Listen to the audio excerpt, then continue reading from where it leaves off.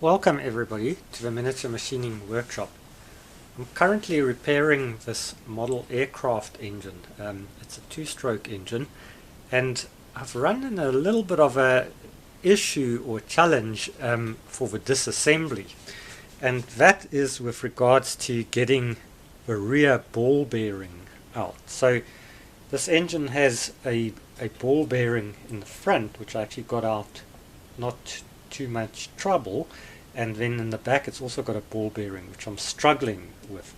So to get it out, I've now gone and produced a special tool. This is what this tool looks like, and this is also the topic of this movie. So what this tool has, it's basically a tapered part made out of brass which pulls into an inner taper in here, which one can basically, by screwing this bolt in, one can get this to sort of open up. So it almost works like a collet in reverse. Now, to illustrate the issue at hand is following. The front bearing had enough space that I could actually tap on it. That is to say, in conjunction after I heated up the engine casing. The trouble with the rear bearing, though, is that, as you can see in this illustration, this part here illustrates the rear bearing, and it has a 12mm bore in which a 12mm crankshaft fits, and the actual bore going through the crankcase also has 12mm.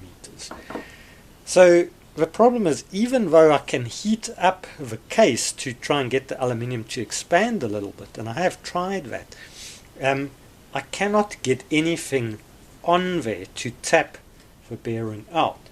So the plan that I came up with is to make this special tool, which, as illustrated here, has this tapered brass part with a taper on the inside, and then I can pull it up with a bolt, and hopefully that's going to spread and give me some traction. So the idea is that I insert this tool from the front here to just the right position, that I get an Allen key in here, and then with a screwdriver or a blade hold against it and then tighten it so that hopefully it spreads. Once it's done that, I'll put the engine on a soft piece of wood and try and tap out the bearing.